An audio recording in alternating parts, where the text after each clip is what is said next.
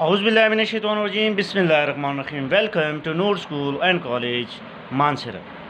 تاریخ جمعہ برائے ہشتم.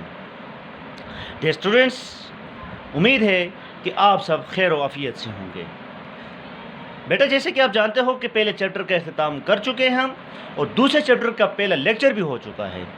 اب ہم تیسرے لیکچر کی طرف جا رہے ہیں، لیکن اس لیکچر کو دینے سے پہلے تو چند سوالات میں آپ کے ذہن نشین کرنا چاہتا ہوں. آئی ہوپ اس کے آنسر آپ کو آتے ہوں گے. اب اس کے امپورٹنٹ کوشچن پہ جاتے ہیں.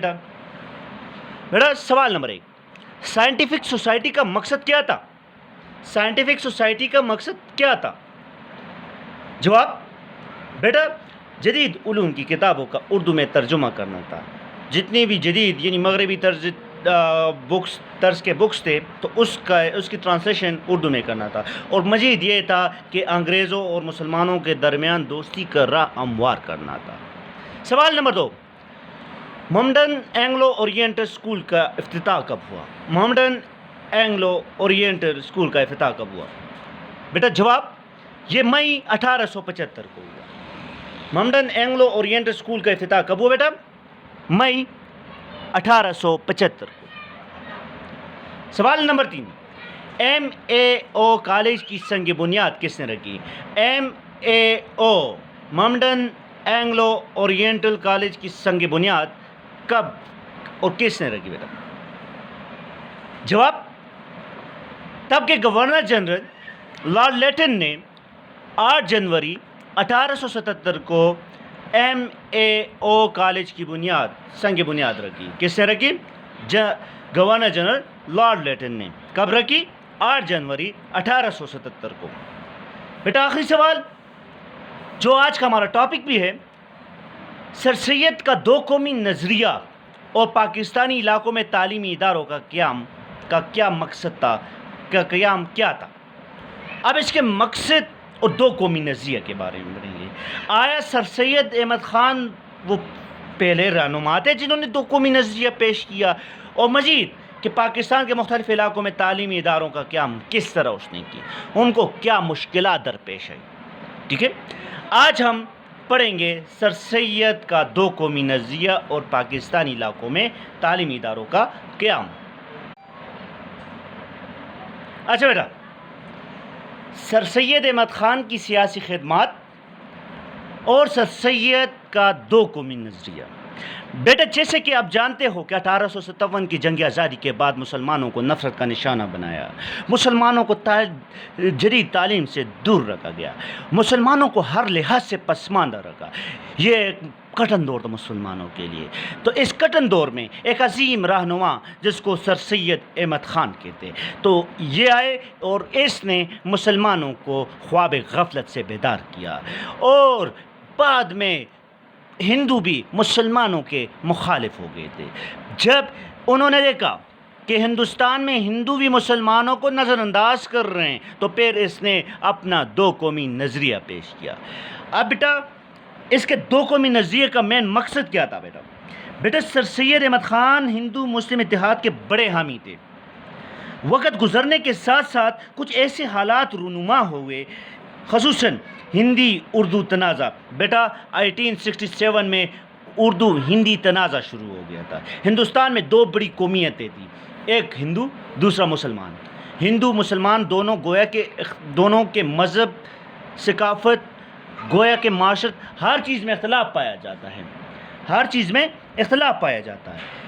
لیکن جب اس کے سامنے بنارس کے ہندو، بنارس ہندوستان کا ایک صوبہ ہے، اس کے ہندوؤں نے اردو زبان کے خلاف تحریکیں شروع کی. انہوں نے کہا کہ ہندوؤں کی ہندی ہی زبان ہے، ہندی واحد نمائندہ زبان ہے جو پورے ہندوستان میں بولی اور سمجھی جاتی ہے. تو انہوں نے ہندی کو قومی زبان کا درجہ دینے کی کوشش کی.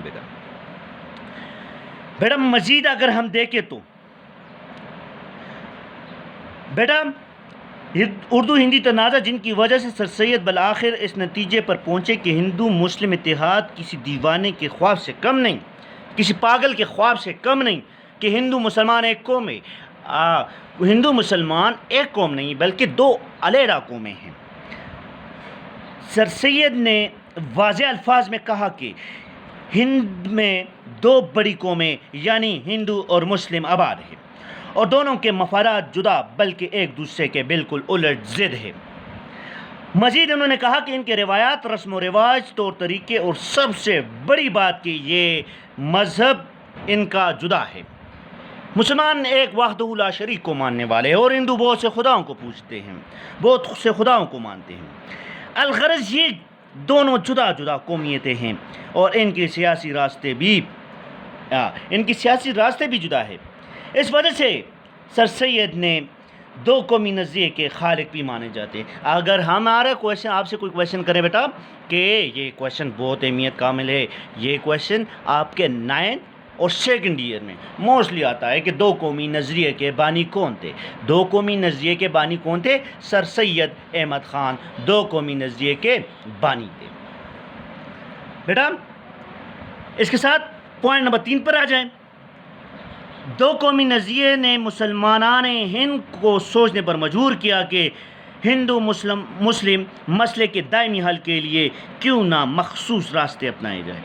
بیٹا اس کے ساتھ ساتھ علامہ محمد اقبال، ٹھیک ہے بیٹا، اگر ہم دیکھیں کہ سر سید احمد خان نے دو قومی نظریہ پیش کیا، پھر اس کے بعد علامہ اقبال نے کیا کیا؟ اپنے ایک تاریخی خطبہ جو خطبہ ہوا تھا 1930 کو الہ آباد کے مقام پر، تو علامہ اقبال کے خطبہ الہ آباد 1930 میں دراصل سر سید کی دو قومی نظریے کی تشریح و مزید وضاحت کی گئی۔ بیٹا اس میں سر سید کی سوچ کی کو عملی جامہ پیش کرنے کی کوشش کی، یعنی اقبال نے سر سید احمد خان کی تصور کو ایک درجہ اور بڑھا دیا اور آخر کار 23 مارچ 1940 کو قرارداد لاہور کے ذریعے سر سید اور اقبال کی سوچ کو ایک نصب العین کے طور پر پیش کرنے کی کوشش کی گئی۔ مزید کہا جاتا ہے کہ تخلیق پاکستان کا تصور اصل میں سر سید کے دو قومی نظریے سے شروع ہوا اور خطبہ الہ آباد اور قرارداد لاہور کی شکل میں ارتقاء حاصل کرنے لگا۔ بالآخر 4 اگست 1947 کو تشکیل پاکستان کی صورت میں تکمیل ہوا۔ یہ تو سر سید احمد خان کی سیاسی خدمات تھے، ٹھیک ہے، بہت اہم خدمات تھے۔ اگر ہم دیکھیں بیٹا یہ آپ کے ایگزام کے پوائنٹ ویو سے بہت ہی اہم کویشچن ہے، سر سید احمد خان کی سیاسی خدمات۔ تو سیاسی خدمات میں سب سے پہلے دو قومی نظریہ کہ ہندوستان میں ایک قوم آباد نہیں بلکہ دو الگ اور جدا قومیں آباد ہے، جو ایک مسلم دوسرا ہندو، دو الگ قومیں آباد ہیں۔ بیٹا اس کے بعد پاکستانی علاقوں میں تعلیمی اداروں کا قیام۔ پاکستان کے جتنے بھی علاقے ہیں تو وہاں پر اس نے کیا کیا؟ اس نے تعلیمی اداروں کا کیا۔ سب سے پہلے بیٹا سب سے اہم انجمن حمایت اسلام۔ بیٹا اس کا مقصد کیا تھا؟ اس کا مقصد بیٹا مسلمانوں کی فلاح و تعلیمی ترقی کی جس مشن کی شمالی ہندوستان میں سر سید احمد خان نے بنیاد رکھی تھی، اس کی مشن کو ان کے پیروکاروں نے باکمال تک پہنچا دیا تھا۔ مزید سر سید نے علی گڑھ میں جس تعلیمی تحریک کا آغاز کیا تھا اس سے اہلیان لاہور بھی متاثر ہوئے اور انہوں نے ستمبر 1884 میں انجمن حمایت اسلام کے نام سے مدرسہ قائم کیا۔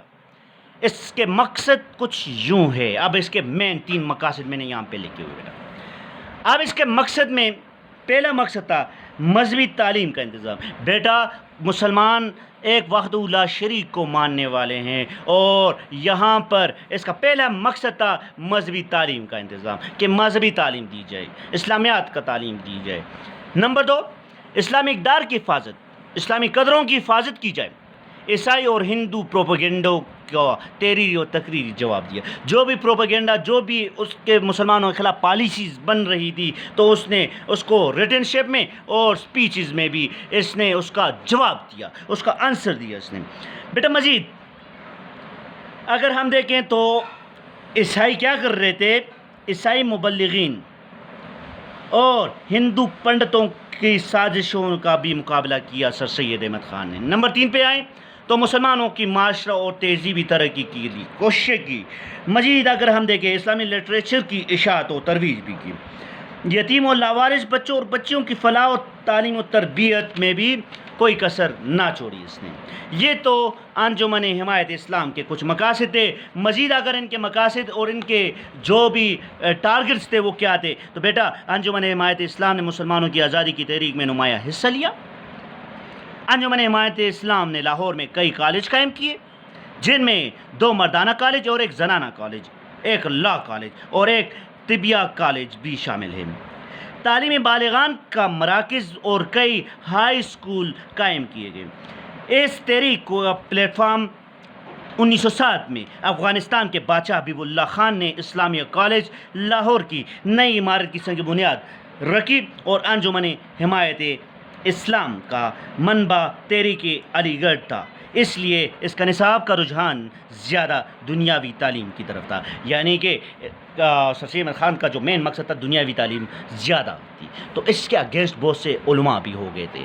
اب وہ کیوں ہوئے تھے بیٹا، اس کے بعد ہم اگلے پوائنٹ پہ جائیں گے، تو ہمیں بیٹا اس کے بعد سندھ مدرسۃ الاسلام، اس کا قیام۔ بیٹا سندھ کے مسلمانوں کی تعلیمی ابتری کو دور کرنے کے لیے جس شخصیت نے سر سید سے متاثر ہو کر اس جدوجہد کا آغاز کیا وہ حسن علی افندی تھے۔ بیٹا اس نے سر سید سے آپ نے اس حسن علی افندی نے سندھ کے چند دیگر اصحاب سے مل کر سندھ مدرسۃ الاسلام کے نام سے ایک اسکول کراچی میں جاری کیا۔ اس کا آغاز MAO کالج علی گڑھ کی طرز پر ستمبر 1885 میں کیا گیا۔ حسن علی افندی نے یہ تعلیمی ادارہ سر سید احمد خان کی مشاورت سے MAO کالج کے دور کے بعد قائم کیا۔ ٹھیک ہے، کب قائم کیا بیٹا؟ 1885۔ سندھ مدرسۃ الاسلام کب قائم کی بیٹا؟ 1885۔ یہ چیز اپنے دماغ میں رکھے بیٹا۔ بیٹا علی افندی جب علی گڑھ واپس آئے تو سندھ کے ہندوؤں نے اس کے خلاف شدید مخالفت کی اور ان کو مالی مشکلات کا سامنا بھی کرنا پڑا، لیکن اس نے ہمت نہ ہاری اور مدرسہ قائم کرنے میں کامیاب ہوئے۔ یہ مدرسہ علی گڑھ کی تعلیمی فلسفہ پر قائم کیا گیا تھا اور یہ دراصل تحریک علی گڑھ کا تسلسل بھی تھا۔ سمجھ آ گئی؟ یہ یہاں پر دینی تعلیم اور دنیاوی تعلیم دونوں کو یکجا کر کے دی جاتی تھی۔ اس کے بعد بڑا کارنامہ اسلامیہ کالج پشاور کا کیا؟ اسلامیہ کالج پشاور کا کیا؟ بیٹا سرحد کے مشہور سیاسی رہنما صاحبزادہ عبدالقیوم خان جو سر سید سرحد بھی پکارے جاتے تھے، تو انہوں نے پشاور سے 5 میل دور در خیبر کی طرف دارالعلوم اسلامیہ کی بنیاد رکھی، جس کا سنگ بنیاد خیبر پختونخوا کے مشہور مجاہد حاجی صاحب ترنگزئی اور 1913 میں ترنگزئی نے اس کی بنیاد رکھی۔ بیٹا کب رکھی؟ 1913 کو اسلامیہ کالج پشاور کی سنگ بنیاد رکھی گئی۔ کس نے رکھی گئی؟ حاجی ترنگزئی۔ بیٹا پختون میں تعلیم کا عام رواج دینا اور ان میں بیداری اور جذبہ حریت اجاگر کرنے میں دارالعلوم اسلامیہ کالج نے بڑا نمایاں اور ناقابل فراموش کردار ادا کیا۔ صاحبزادہ عبدالقیوم سر سید کے پیروکار تھے اور مغربی تعلیم کے علاوہ انگریز دوست پر بھی یقین رکھتے تھے، جو سر سید احمد خان کا خواب تھا کہ اگر جب تک ہم انگریزوں کے ساتھ دوستی کا ہاتھ نہیں ملائیں گے تب تک ہم بر صغیر پاک و ہند میں ترقی نہیں کریں گے۔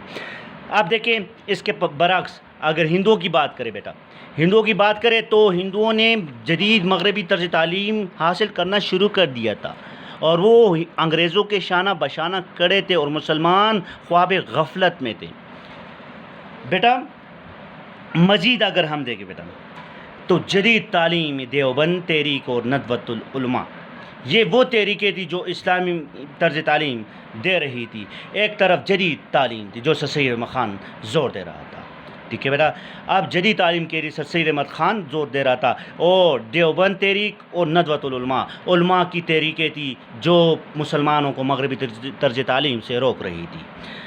اب یہاں پر کامیاب کون ہوتے ہیں؟ اب بیٹا سب سے پہلے تحریک دیوبند کی بات اگر ہم کریں بیٹا، جب برصغیر کے علماء کرام کا اندازہ ہوا کہ تحریک علی گڑھ کے ذریعے مسلمانوں کو مذہبی اور تہذیبی روایات انگریزوں کے سانچے میں ڈالنے کی کوشش کی جا رہی ہے، تو ان علماء نے مسلمانوں کی مذہبی بیداری کے لیے دیوبند کے مقام پر ایک مذہبی مدرسہ قائم کیا۔ کہاں پر قائم کیا بیٹا؟ دیوبند میں۔ دیوبند کے مقام پر ایک مذہبی مدرسہ قائم کیا جس کو دیوبند مدرسہ بھی کہتے، اور بعد میں اس میں مختلف قسم کی تحریکیں چلی جس کو ہم دیوبند تحریک بھی کہتے۔ بیٹا اگر ہم دیوبند تحریک کے بانیوں کی بات کریں تو اس میں مولانا ذوالفقار علی، مولانا فضل الرحمان، مولانا رشید احمد گنگوہی اور مولانا محمد قاسم نانوتوی، ٹھیک ہے، تو یہ نام بہت قابل ذکر ہے۔ اس مدرسے کی بنیاد پر بھارت کے صوبہ یوپی یعنی اتر پردیش کے ضلع سہارنپور کے گاؤں دیوبند میں مئی 1866 میں رکھی، یعنی کہ مدرسہ دیوبند کی بنیاد کب رکھی بیٹا، یہ اپنے مائنڈ میں رکھے، اچھا 1866 میں مدرسہ دیوبند کی بنیاد رکھی گئی، ٹھیک ہے، کس نے رکھی؟ علماء نے۔ اس کے بانیوں کی بات اگر ہم کریں، ونس اگین میں ریپیٹ کرتا ہوں، اس کے بانیوں میں مولانا ذوالفقار علی رحمۃ اللہ علیہ، مولانا فضل الرحمان رحمۃ اللہ علیہ، مولانا رشید احمد گنگوہی اور مولانا محمد قاسم نانوتوی، ٹھیک ہے، یہ نام قابل ذکر ہے۔ اس مدرسے کی بنیاد کب رکھی گئی بیٹا؟ 1866 میں اس مدرسے کی بنیاد رکھی گئی۔ بیٹا اگر ہم مزید دیوبند کی بات کریں تو بیٹا دیوبند مدرسے کو قائم کرنے کا ایک وجہ یہ ہے کہ اس زمانے میں جنوبی ایشیا کے مسلمانوں کو مغربی یلغار یعنی جنگ کا سامنا تھا۔ انگریز اور دیگر سازشوں کے ہاتھوں مسلمانوں اور دین اسلام کو شدید خطرات لاحق تھے۔ مسلمانوں کی سماجی، معاشی، معاشرتی اور سیاسی زندگی کا زوال پذیر تھی۔ عیسائی مبلغین اور آریہ سماج، جو ہندوؤں کی ایک سماج تھی، آرین سماج، اور اس کے پنڈت اسلام کو کچلنے کے پے در پے کوشش کر رہے تھے۔ اس لیے مسلمانوں اور دین اسلام کی بقا کی سربلندی کے لیے دیوبند نے ناقابل فراموش کردار ادا کیا۔ بیٹا اس کے بعد ندوۃ العلماء تحریک کی بات کریں بیٹا تو یہ ایک طرف تو دیوبند تحریک کام کر رہی تھی اور دوسری طرف کیا؟ ندوۃ العلماء۔ بیٹا ایک طرف تحریک علی گڑھ انگریزی تعلیم پر زور دیا کرتا تھا اور دوسری طرف مدرسہ دیوبند مذہبی تعلیم کی طرف جدوجہد کر رہی تھی۔ ہندوستان کے بعض مسلمان ایک ایسے ادارے کے خواہش مند تھے جس میں انگریز اور مذہبی تعلیم کو بیک وقت دی جائے، لہٰذا ہندوستان کا ایک جگہ ہے لکھنؤ میں 1894 میں ندوۃ العلماء کی بنیاد رکھی۔ بیٹا کب رکھے گی ندوۃ العلماء کی بنیاد؟ اپنے مائنڈ میں رکھے، 1894 میں ندوۃ العلماء کی بنیاد رکھی۔ بیٹا ندوۃ العلماء کی بنیاد کب رکھی گئی؟ 1894 میں۔ یہ کس کے مقابلے میں رکھی گئی؟ تحریک علی گڑھ کے مقابلے میں۔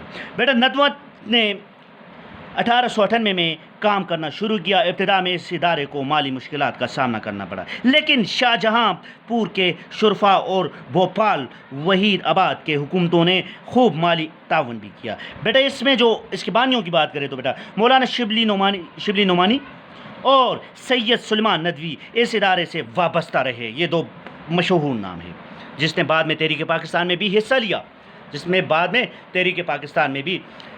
لیا۔ بیٹا اس ادارے کے اغراض و مقاصد کیا تھے؟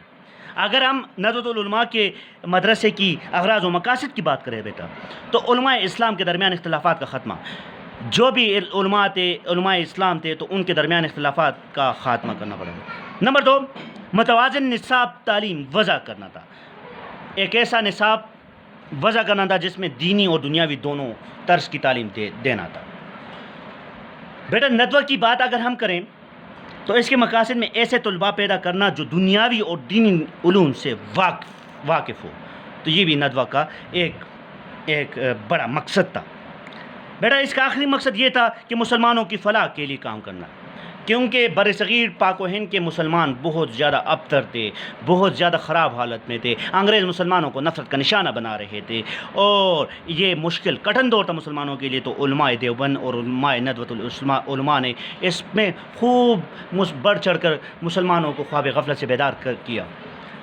بیٹا اس ادارے کی بقا اور ترقی میں مولانا شبلی نعمانی رحمۃ اللہ علیہ نے اہم کردار ادا کیا، جو بعد میں اس نے بیٹا قرارداد مقاصد بھی پاکستان کے آئین میں جس کو افتتاحیہ پریمبل کی حیثیت بھی حاصل ہے، تو اس میں مولانا شبلی نعمانی نے اہم کردار ادا کیا تھا۔ بیٹا اس نے 1904 میں ندوہ کے نصاب میں انقلابی تبدیلیاں، اب اس نے انقلابی تبدیلیاں کون سی رونما کی بیٹا؟ اس نے 8 سال میں تعلیم مکمل ہوتی تھی اور قرآن و حدیث کی تعلیم کو فلسفہ منطق وغیرہ پر فوقیت حاصل تھی۔ انگریزی اور جدید زبانوں کو خصوصی توجہ دی گئی، نصاب میں جدید سائنسی مضامین شامل کیے گئے اور تفسیر کو اولویت دی جاتی تھی، اور ہندو اور سنسکرت کو نصاب میں شامل کر دیا۔ سنسکرت یعنی کہ یہ بہت پرانی قدیم زبان ہے سنسکرت کو نصاب میں شامل کیا، اور کئی مسلمان مفکرین یعنی شاہ ولی اللہ جو بعد میں تحریک پاکستان میں اہم کردار بھی ادا کیا انہوں نے۔ بیٹا اس میں کون کون سے، جس میں ہم کہہ سکتے ہیں بیٹا کہ شاہ ولی اللہ، امام غزالی اور ابن رشد دیگر کتب نصاب کا حصہ بنا دیا گیا۔ اس ادارے نے جنوبی ایشیا میں نامور مسلمان شخصیات پیدا کیے۔ ندوت کا رسالہ الندوۃ اس تحریک میں مؤثر کردار ادا کر رہا تھا۔ اس ادارے نے تحقیق و تصانیف کے لیے میدان میں اس بہت بڑی ترقی کی۔ بیٹا یہ تو آج کا ہمارا ٹاپک تھا، اور بیٹا آئی ہوپ اس کی آپ کو اچھے سے سمجھ آئی ہوگی۔ اس کے مین پوائنٹ کو میں دوبارہ سے ریپیٹ کرتا ہوں، بی ریڈی۔ بیٹا سر سید احمد خان اور دو قومی نظریے کے بانی کی بات کریں تو کون ہے؟ سر سید احمد خان۔ سر سید احمد خان مسلم ہندو اتحاد کے بہت بڑے حامی تھے۔ خطبہ الآباد کس نے پیش کیا؟ علامہ اقبال نے۔ کب پیش کیا بیٹا؟ 1930 کو۔ خطبہ الآباد جو دو قومی نظریے سر سید احمد خان نے کہا، تو اس کو تکمیل کے لیے خطبہ الآباد یعنی علامہ اقبال نے خطبہ الآباد دی 1930 میں۔ اس نے دو ٹوک الفاظ میں کہہ دیا تھا کہ مسلمان اور ہندو دو الگ قومیں ہیں، اور یہ کبھی ایک ساتھ نہیں رہ سکتی۔ اس کے بعد پاکستانی علاقوں میں تعلیمی ادارے کے قیام میں جو اہم کام سر انجام دیا، تو اس میں انجمن حمایت اسلام کا مقصد کیا تھا بیٹا؟ یہ ہمارا امپورٹنٹ کوشچن ہوگا۔ اس کا مقصد اگر ہم دیکھیں تو مذہبی تعلیم کا انتظام، اسلامی اقدار کی حفاظت، عیسائی اور ہندو پروپیگنڈوں کا تحریری و تقریری جواب دینا۔ تو یہ اس کے دو مقاصد، اور تیسرا اہم مقصد یہ تھا کہ مسلمانوں کی معاشرتی اور تہذیبی ترقی کے لیے کوششیں کرنا تھا۔ بیٹا اس کے بعد سندھ مدرسۃ الاسلام کی بات کریں تو سندھ مدرسۃ الاسلام کی بنیاد کب رکھی گئی بیٹا؟ تو یہ ستمبر 1885 میں اس کی بنیاد رکھی گئی، اور اس کی بنیاد رکھنے میں جو اہم نام ہے وہ حسن علی افندی کا نام اس میں شامل ہے بیٹا۔ سر سید احمد خان کی مشاورت سے MAO کے دورے کے بعد یعنی کہ جو طرز تعلیم ادھر دی جاتی تھی، تو مدرسۃ الاسلام میں بھی اس طرح کی تعلیم کا پرچار کیا گیا۔ بیٹا مزید اگر ہم دیکھیں اسلامیہ کالج سرحد کے مشہور سیاسی رہنما صاحبزادہ عبدالقیوم خان نے جو سر سید سرحد بھی پکارے جاتے تھے، تو انہوں نے پشاور سے 5 میل کے فاصلے خیبر یعنی کہ در خیبر کے طرف دارالعلوم اسلامیہ کی بنیاد رکھی۔ یہ کب رکھی گئی بیٹا؟ 1913 میں۔ کب رکھی گئی؟ 1913 میں۔ بیٹا جدید تعلیم اور دیوبند اور ندوۃ العلماء کی تحریکیں، اگر ہم تحریک دیوبند کی بات کریں بیٹا، تحریک دیوبند مئی 1866 میں اس قسم کی بنیاد رکھی گئی۔ اس کا مین مقصد یہ تھا کہ مسلمانوں کو خالصتاً دینی تعلیم پرووائڈ کرنا تھا۔ اسی کے ساتھ اگر ندوہ کی بات کریں تو ندوہ کی بات کریں تو پھر ایک طرف تحریک علی گڑھ انگریزوں تعلیم پر زور دیتی رہی، اور ندوہ تعلیم دینی تعلیم پر، مذہبی تعلیم پر زور دیتی گئی۔ اور بیٹا یہ لکھنؤ میں اس کی بنیاد کی بات اگر ہم کریں تو 1894 میں ندوۃ العلماء کی بنیاد رکھی۔ 1894 میں ندوۃ العلماء کی بنیاد رکھی گئی۔ ٹھیک ہے بیٹا، تو یہ ہمارا آج کا ٹاپک تھا۔ تو بیٹا آج آپ نے ایسے کرنا ہے کہ سر سید احمد خان اور دو قومی نظریہ اور اسلامیہ کالج، تحریک دیوبند اور ندوۃ العلماء، کون سے؟ دو قومی نظریہ اور سر سید احمد خان، اس کو اپنے پوائنٹ میں اسائنمنٹ بنا کے سینڈ کرنے ہیں۔ دوسرے میں تحریک دیوبند کو ایکسپلین کرنا ہے اپنے الفاظ میں، اور ندوۃ العلماء ان کو اپنے الفاظ میں ایکسپلین کر کے اسائنمنٹ بنا کر آپ نے کیا کرنی ہے، یہ مجھے واٹس ایپ کرنی ہے۔ Thank you very much for today. اللہ حافظ۔